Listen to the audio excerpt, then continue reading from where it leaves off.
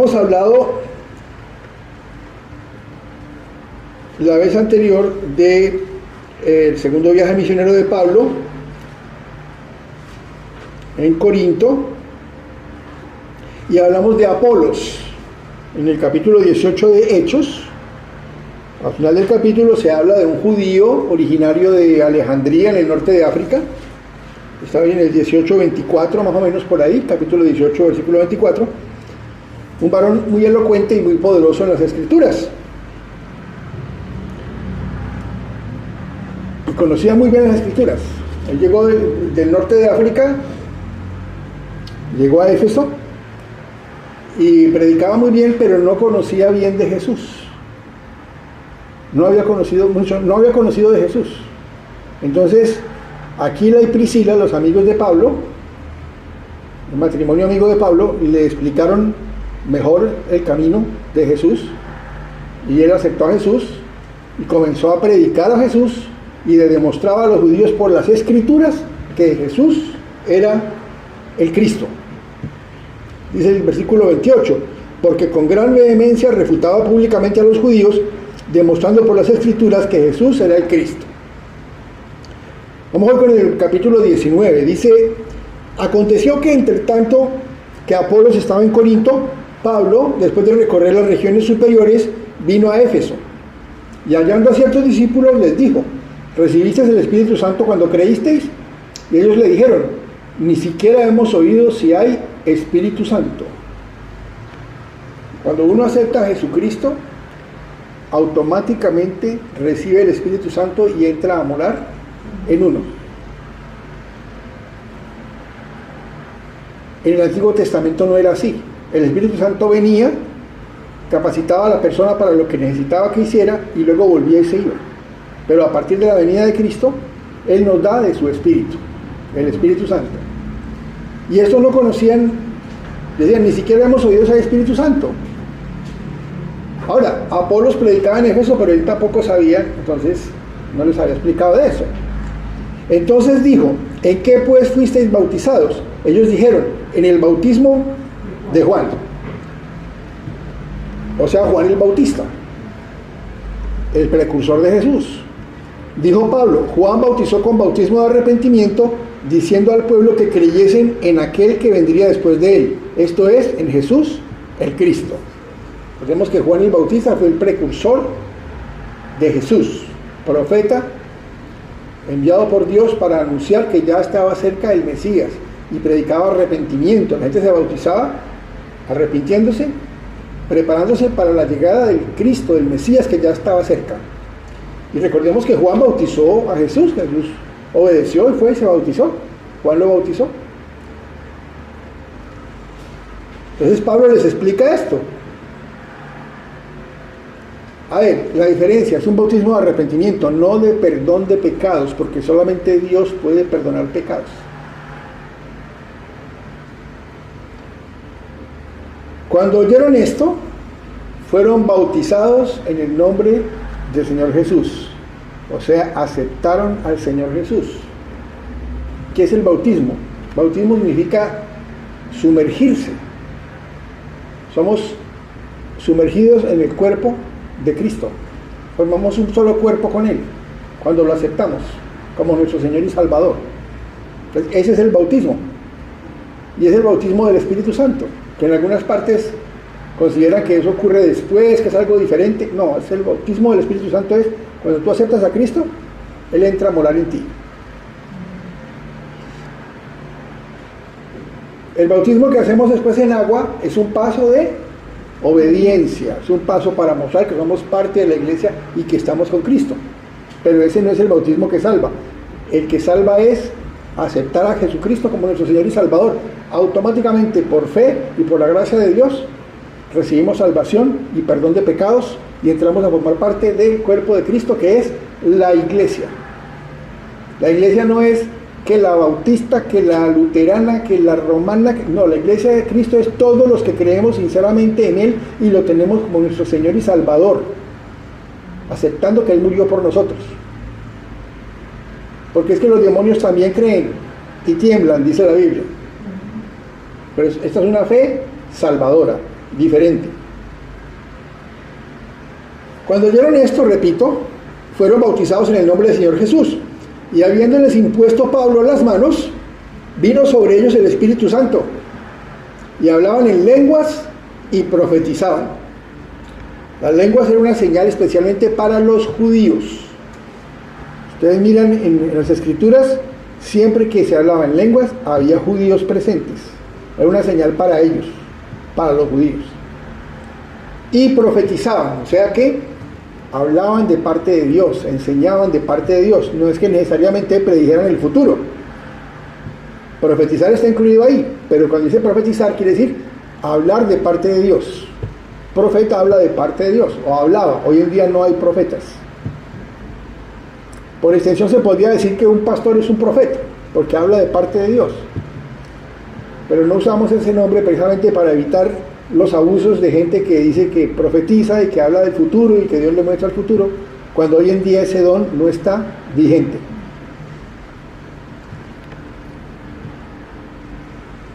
Eran por todos unos 12 hombres, mire eso. ¿Cuántos apóstoles tuvo Jesús? 12. Qué coincidencia, entre comillas. Eran por todos unos 12 hombres. Y miren lo que ocurrió después. Y entrando Pablo en la sinagoga, o sea, en la congregación de los judíos, habló con denuedo por espacio de 3 meses, discutiendo y persuadiendo acerca del reino de Dios. Pero endureciéndose algunos y no creyendo, maldiciendo el camino delante de la multitud, se apartó Pablo de ellos y separó a los discípulos, discutiendo cada día en la escuela de uno llamado Tirano. Vea cuando dice el 9, pero endureciéndose algunos y no creyendo, maldiciendo el camino. ¿Qué era el camino?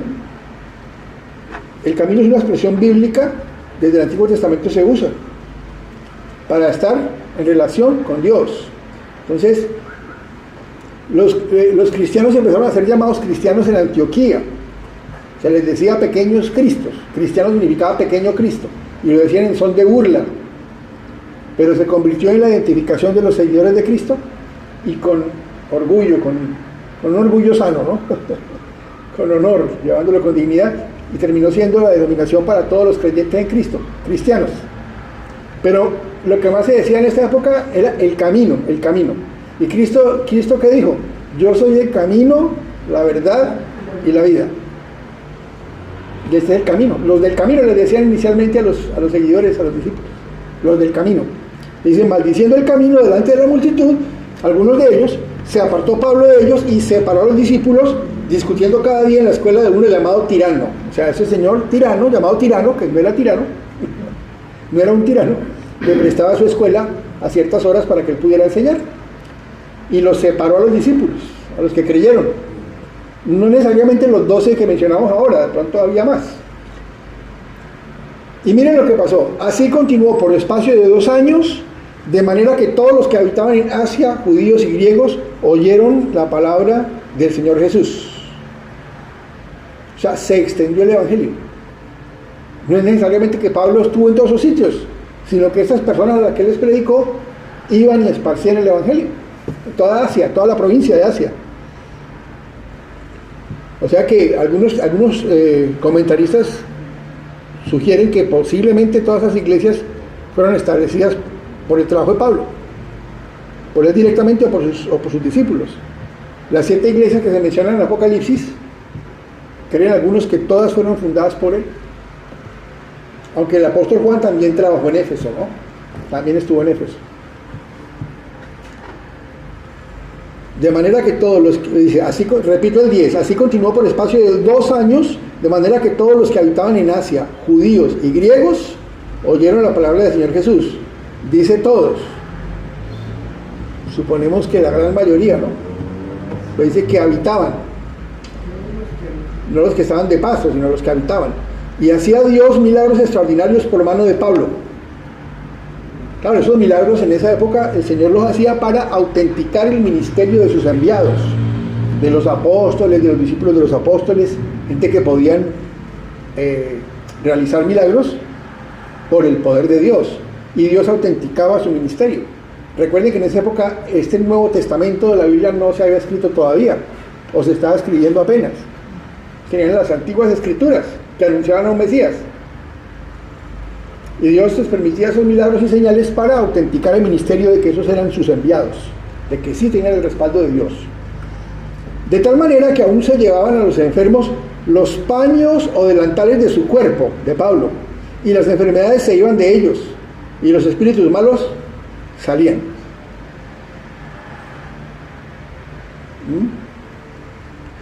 Esos paños, bueno, dice paños, en algunas versiones dice pañuelos, es que no eran pañuelos, eran unos trapos grandes con que él se secaba el sudor mientras trabajaba. Él fabricaba tiendas, fabricante de tiendas. Entonces se secaba el sudor con eso, eran trapos sucios. Y mira el contraste, dice el doctor Vernon McGee, el contraste. En las ceremonias paganas de esa ciudad, todos iban de blanco, los sacerdotes, las famosas sacerdotisas, vírgenes vestales que eran prostitutas religiosas, todos de blanco bien puro, pero no pasaba nada. En cambio, con esos trapos sucios, el Señor hacía sanidades y milagros. Todo lo contrario a esos paganos. Las enfermedades se iban de ellos y los espíritus malos salían. Pero, no podía faltar el pero. Cuando hablamos del Señor hay oposición siempre. Pero algunos de los judíos, exorcistas ambulantes, intentaron invocar el nombre del Señor Jesús sobre los que tenían espíritus malos, diciendo: os conjuro por Jesús el que predica Pablo. Intentaban exorcizar demonios diciendo: por Jesús el que predica Pablo, como si la sola mención tuviera poder. Me recuerda mucho ciertos lugares hoy en día donde creen que es que solo decir Jesús, el nombre de Jesús, ya tiene que cumplirse lo que la persona está diciendo y pidiendo. Resulta que es en la soberanía de Dios. Dios hace milagros hoy en día, en su soberanía. Y a veces hasta se abusa del nombre de Jesús. El nombre de Jesús, y acaba convertido como en una letanía, una repetición de la repetidera. Casi que se convierte el nombre del Señor como en un amuleto. Imagínense, el nombre que es sobre todo nombre, el más sagrado, y lo convierten en una especie de amuleto con el que creen que pueden hacer su voluntad. No la voluntad de Dios. Había 7 hijos de un tal Esceva, judío, jefe de los sacerdotes, que hacían esto. Imagínense, jefe de los sacerdotes judíos, que hacían exorcistas. Pero respondiendo el espíritu malo dijo: a Jesús conozco y sé quién es Pablo, pero vosotros ¿quiénes sois? ¿Verdad? Cuando Jesús dice que más adelante le dirá a algunos: no los conozco. En tu nombre hicimos milagros, expulsamos demonios, no los conozco. Y el hombre en quien estaba el espíritu malo, saltando sobre ellos, mire, el hombre, usado por ese espíritu, porque ellos usan los cuerpos. Y el hombre en quien estaba el espíritu malo, saltando sobre ellos y dominándolos, pudo más que ellos, de tal manera que huyeron de aquella casa desnudos y heridos. 7 hombres. Miren el ridículo que hicieron. Y esto fue notorio a todos los que habitaban en Éfeso. El Señor lo permitió para que todo el mundo viera ese testimonio, que es que el nombre de Jesús no se usa de cualquier manera. Esto fue notorio a todos los que habitaban en Éfeso, así judíos como griegos, y tuvieron temor todos ellos, y era magnificado el nombre del Señor Jesús. Tuvieron temor quiere decir reverencia. Reverencia por ese nombre, por Jesús. Y se era magnificado el nombre del Señor Jesús. Quisieron usarlo de cualquier manera y eso no es así. Y muchos de los que habían creído venían confesando y dando cuenta de sus hechos. Así muchos de los que habían practicado la magia trajeron los libros y los quemaron delante de todos. Y hecha la cuenta de su precio, hallaron que eran 50,000 piezas de plata. Dice el doctor Magui también que esas 50,000 piezas de plata equivalían más o menos a unos $8,000. El valor de esos libros de brujería. $8,000. Hablando en dinero pues de esta época. Así crecía y prevalecía poderosamente la palabra del Señor. Crecía y prevalecía. Pablo se propuso en espíritu ir a Jerusalén,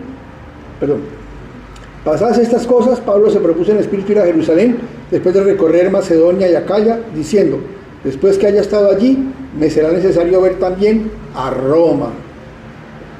Él ya quería ir a conocer Roma, a la iglesia, ir a predicar en Roma, la capital del mundo, el centro del mundo, del poder y del pecado. Quería ir allá. Hasta ahora el Señor no le ha permitido ir allá. Y él iría, de una manera que él no se imaginaría, pero allá fue. Dios lo llevó allá. Y enviando a Macedonia a dos de los que le ayudaban, Timoteo y Erasto, él se quedó por algún tiempo en Asia. O sea, en esa misma provincia. Hubo por aquel tiempo un disturbio no pequeño acerca del camino. Ya dijimos cuál es el camino. El camino es la iglesia. Y un disturbio no pequeño quiere decir que fue grande. Es un modo que habla Lucas a veces, ¿no? Emplea las palabras contrarias para darnos una idea. Un disturbio no pequeño, o sea que no era pequeño. Un disturbio grande.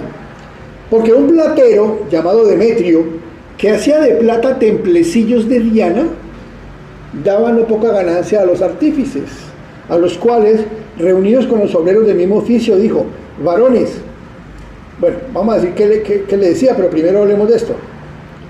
Hacía templecillos, o sea, templos miniatura de la diosa Diana. ¿Para qué? Para venderlos. El templo de Diana era un templo muy grande y el culto a Diana era muy extendido en el Imperio Romano. Se habla más o menos de 24 sitios donde había grandes templos para ella. Diana, que es la misma Artemisa de los romanos. O de los griegos, bueno, ya me confundo. Un nombre es griego y el otro es romano. Diana y Artemisa, pero son lo mismo. Y dice que daban no poca ganancia, o sea, mucha ganancia. Si no era poca, es que era mucha, ¿no? Haciendo negocio con las creencias de la gente. Los reunió a todos y les habló, sus colegas. Pero veis y oís que este Pablo, no solamente en Éfeso, sino en casi toda Asia, ha apartado a muchas gentes con persuasión, diciendo que no son dioses los que se hacen con las manos. El primero les habla, les toca el bolsillo. ¿Sabéis que de este oficio obtenemos nuestra riqueza? O sea, ¿sabéis que vivimos de esto? El bolsillo. Decía un maestro, tóquenle el bolsillo a un hombre y seguro llora. Pero veis y oís que este Pablo, no solamente en Éfeso, sino en casi toda Asia, ha apartado a muchas gentes. ¿Apartado de dónde? Del paganismo. Con persuasión, diciendo que no son dioses los que se hacen con las manos. Mire, Dios dando testimonio de Pablo a través de este impío. No es Pablo el que está diciendo, yo he conseguido esto, yo logré aquello, no. Alguien de afuera dando testimonio de lo que Pablo ha hecho, apartando muchísima gente y enseñando en contra de la idolatría, que no son dioses los que se hacen con las manos. Y no solamente hay peligro de que nuestro negocio venga a desacreditarse, sino también que el templo de la gran diosa Diana sea estimado en nada y comienza a ser destruida la majestad de aquella a quien venera toda Asia y el mundo entero.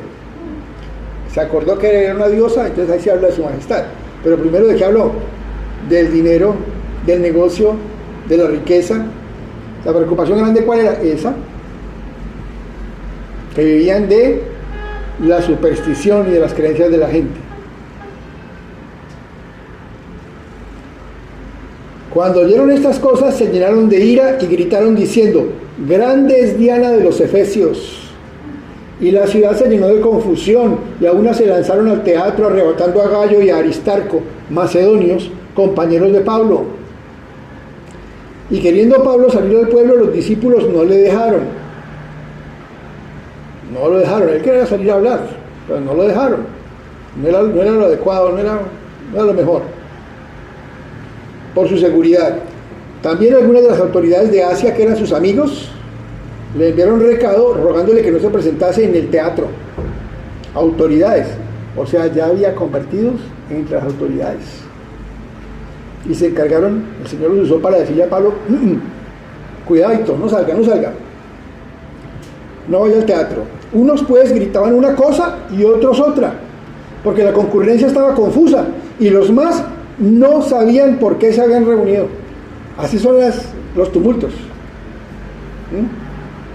Es muy peligroso una masa enardecida que no sabe ni lo que está haciendo. La gente se va calentando y acaban haciendo cosas que si estuvieran solos no las harían. Resulta que estaban reunidos ya todos gritando y la mayoría no sabía por qué. ¿Cómo empezó todo? Y sacaron de entre la multitud a Alejandro, empujándole a los judíos. Entonces Alejandro, pedido silencio con la mano, quería hablar en su defensa ante el pueblo, o sea, un judío. Los demás judíos le dijeron, vaya, hable usted. ¿Por qué? Porque es que mire que el alboroto empezó por los cristianos, en contra de los cristianos, pero ya están metiendo a los judíos también. Porque los judíos tampoco adoraban a esos dioses. Entonces ya matemos a los judíos. Entonces este Alejandro, los demás judíos le dijeron, hable. Y salió a hablar en su defensa. Pero cuando le conocieron que era judío, todos a una voz gritaron casi por 2 horas, grande es Diana de los Efesios. O sea, judíos no, Diana sí. Y no le dejaron hablar. Por 2 horas. La situación estaba muy grave. Ya no solo contra los cristianos, contra los judíos también. Probablemente los judíos iban a decir, mire, nosotros no estamos en contra de Diana, son los cristianos. O sea, a renegar contra sus propias creencias porque también creían en un solo Dios. ¿Cómo más iban a defender? Entonces el escribano era un funcionario que era el enlace entre las autoridades locales y los romanos. Entonces el escribano, cuando había apaciguado a la multitud, dijo, varones efesios, ¿y quién es el hombre que no sabe que la ciudad de los efesios es guardiana del templo de la gran diosa Diana y de la imagen venida de Júpiter? Puesto que esto no puede contradecirse, es necesario que os apaciguéis y que nada hagáis precipitadamente. Porque habéis traído a estos hombres sin ser sacrílegos ni blasfemadores de vuestra diosa. Ya les dijo, trajeron a estos hombres, pero ellos no han blasfemado ni han dicho nada contra su diosa. O sea, ellos no han ni respetado sus creencias ni su religión, no han dicho nada en contra de su diosa. Y todo el mundo sabe que ella es grandísima.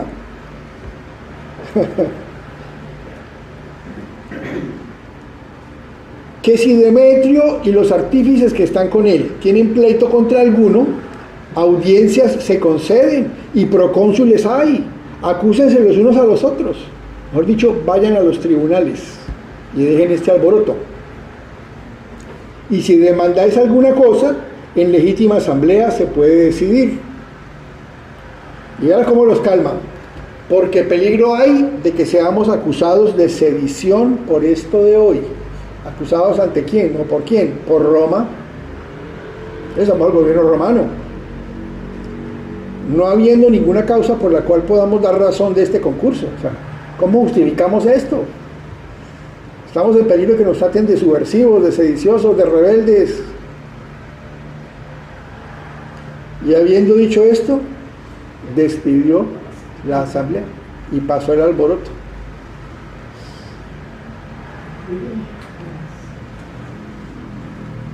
Hermanos, es normal la oposición, pero dice la palabra, mayor es el que está en nosotros que el que está en el mundo. Veíamos el domingo pasado el ejemplo de los amigos de Daniel en el horno de fuego. Y pues, no sé, de pronto me faltó un poquito preguntar qué tan dispuestos estamos nosotros a algo así. ¿Ah? Muchas veces decimos, no, estoy dispuesto a lo que sea, pero hay que vivir las situaciones, hay que vivirla para saber realmente uno si es capaz o no. Y realmente uno no es capaz, es Dios el que da el valor y la gracia, porque humanamente el instinto de conservación, de proteger la familia, los amigos es muy fuerte. Entonces tenemos que ponernos en los zapatos de la gente. En los primeros tiempos de la iglesia primitiva, en las primeras persecuciones, hubo personas que apostataron. por miedo. Y después querían volver a la iglesia y a veces no se lo permitían. Hubo diferentes posiciones. Algunos querían dejarlos volver, otros que nunca volvieran. Bueno, hubo muchas. Solo Dios sabe si realmente querían volver arrepentidos. Solo Dios sabe, porque esa relación es entre Dios y cada uno de nosotros, cada uno de nuestros amigos, cada uno de nuestros familiares, de nuestros hijos. Dios no tiene nietos. Nuestros hijos también tienen que tomar su decisión por Él. Pidámosle al Señor por nuestras familias y nuestros amigos. La semana entrante hablaremos de una persona que se murió en medio de una predicación de Pablo. Un sermón que él estaba dando, estaba predicando, y una persona se murió en medio de esa predicación. Se quedó dormida y se murió, se cayó por allá de lo alto. Decía un pastor, creo que era el mismo Bernard McGee, decía: si se le durmió alguien a Pablo en un sermón, pues nosotros, ¿por qué no vamos a sentir tan mal si se nos duerme alguno? Si se le durmieron a Pablo, pero era que en esa época predicaban muchas horas. Hoy en día la gente se siente cansada a la media horita de estar sentada. Cuando en la iglesia primitiva predicaban 3 horas, 5 horas, 6 horas. E inclusive en el Antiguo Testamento, cuando se restableció el culto en Jerusalén y la ciudad se reconstruyó, pasaban todo el día escuchando las escrituras del pueblo reunido. Bueno, mis hermanos, vamos a orar. Padre, te damos gracias por tu palabra, Señor, y te pedimos que no la dejemos así, Señor, sin masticarla, sin digerirla, Señor, que siga en nuestra mente y nos digas aquello para lo que la enviaste, Señor, que eche fruto, que no sea simplemente que la escuchamos hoy y ya, sino que la utilicemos, Señor, que podamos sacar lo mejor de esta palabra para aplicarla, Señor, en nuestras vidas y para ayudar a otras personas también, Señor. Y gracias por la vida de Pablo y de tantos hermanos que mantuvieron vivo el Evangelio a través de sermones y predicaciones, con su ejemplo, sobre todo con su ejemplo, que es la mejor predicación. Gracias, Padre, en el nombre de Jesús. Amén. Amén.